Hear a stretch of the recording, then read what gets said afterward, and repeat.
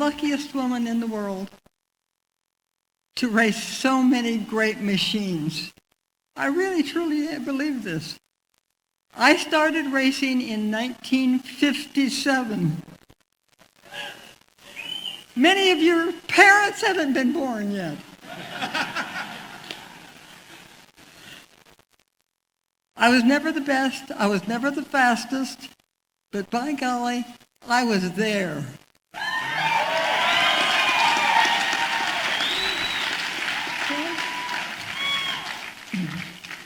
I started racing in 57 sports cars with SCCA. And I was racing for Waszak Polak Porsche in Spiders. He had been a pre-World War II road racing champion in Czechoslovakia. He and my husband were down at a corner. I was racing one of his Spiders. And he said to my husband, Mary, in Czecho, ja, to Mary, she should take up road racing motorcycles, make even smoother in the car. They came to me with this great idea in the pits. I said, no way, I'm not doing that. I can't do that. My husband said, I can get you a motorcycle. He worked for Honda Motor Company. So I said, well, okay. Being the first to road race, I had to call head of AFM, American Federation of Motorcyclists. It was to ask if I could race. And he said, it was Wes Cooley Sr. And he said, let me call some of the guys. I'll call you back. A couple hours later, he called me. And he said, well, we've decided you can come for a tryout at Willow Springs. I had to try out to race. A guy could get his leathers on, a helmet, go through tech inspection, and then race that day. So I had to get leathers, went up to, I had to go to Ventura, to the leather makers. He measured me. First I went to Webco. I know a lot of you know Webco from years ago. They were too embarrassed to measure me. So they sent me up to the leather maker in Ventura. So off I went. He measured me, of course. No deal. The leathers were ready in 4 days. Drove back up there, picked up the leathers, because the tryout was that Sunday at Willow Springs. So I had never seen the bike before. It was a CB92 Honda. And I got on the bike and just started going around. A bunch of guys out there going around and around. Wes Cooley Sr. came down the pit area and said, and I said, is there going to be like a race or something I do? He said, no, you've been out there with those guys. They say you're good. You can race the next race.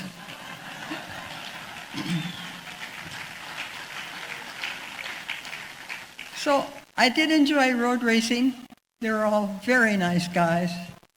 And then my friend from sports car racing days, Steve McQueen, said to me, Mary McGee, you have got to get off that pansy road racing bike and come out to the desert. I, of course, said, ew, and get dirty. But Steve's buddies, they made sure I got out to the desert. My husband got a bike, another Honda, 250 CL72. Not the best desert bike in the world, but it was a bike, and I got to get on it. So they took me trail riding in the Tehachapis. You've been there. And it was great fun, but mostly I got tired. I was worn out from riding a motorcycle finally. So Bobby Harris, one of Steve's friends, called me up and said, McGee, you're going to be on a team and we're going to race up at Jawbone Canyon. I said, what? I can't. I haven't been riding long enough. He said, oh, yes, she has. You're going to be good. It was an enduro. I was on a 4-person team, and when we started out, it went up and up and up and up the Tehachapi's, across the peak, and all of a sudden, the riders disappeared. I stopped and looked. They're way the heck down there. I stopped. Believe me, I stopped. Here comes, right beside me, Dave Eakins. And Dave stopped and he said, "Mary, did we forget to teach you how to go downhill?" He said, "Put it in third gear and just go." Unfortunately, I did that. Now, I did fall 2 or 3 times, but it's sand. Sand is soft, doesn't hurt much.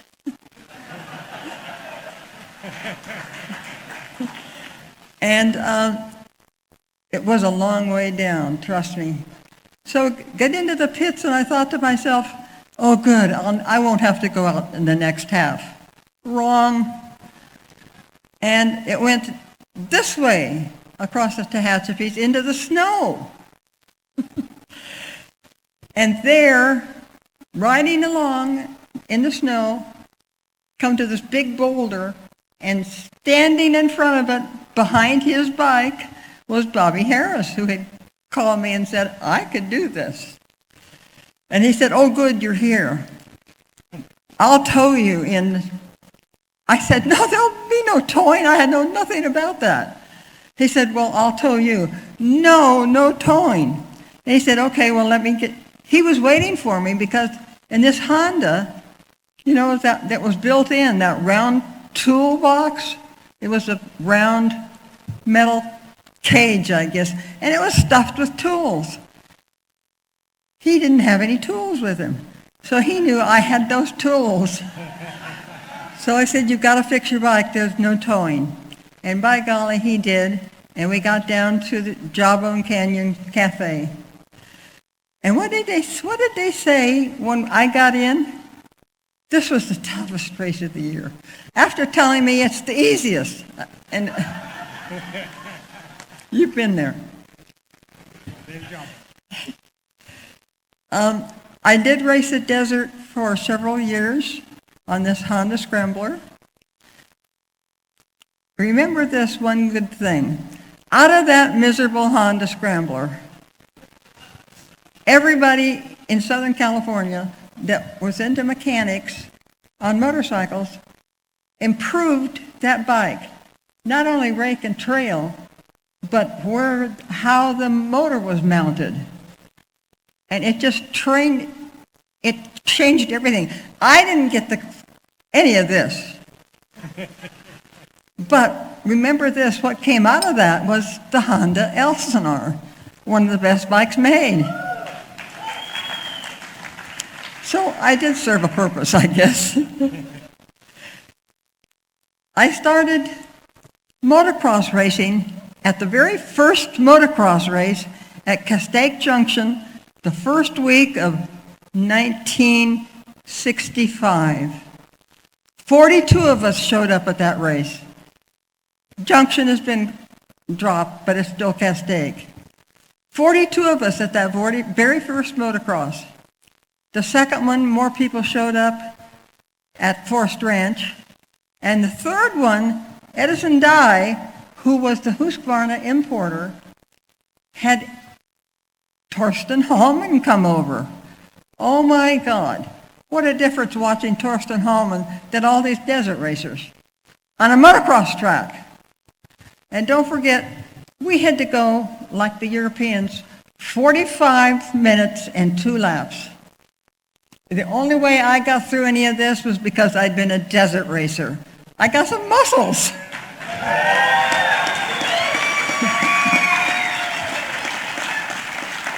I was always tall and skinny. And from that came more motocross, more tracks. They just sprung up everywhere in California, thank goodness. And then Edison Dye and Torsten Hallman started the Inter-Am series in '67. And I did the whole series. It started at Saddleback, went to Denver, went to San Francisco, down to Santa Cruz, where I met Brad Lackey, and then back down to LA and Saddleback. It was great fun, other than a guy ran into me. I broke a chain, and I went at Saddleback, and the course went way up here like this, plenty of room. The guy behind me just wasn't watching or paying attention. He didn't go up there. He ran into my arm and broke my arm. He apologized to me on Facebook about 5 years ago.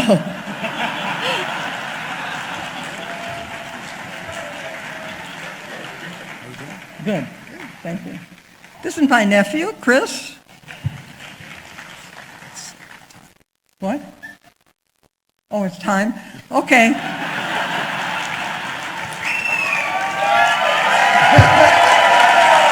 Sorry.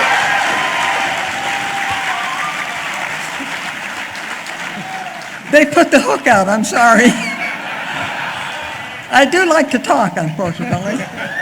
But I'm very, very happy to be a member of this Hall of Fame. I'm a very lucky woman.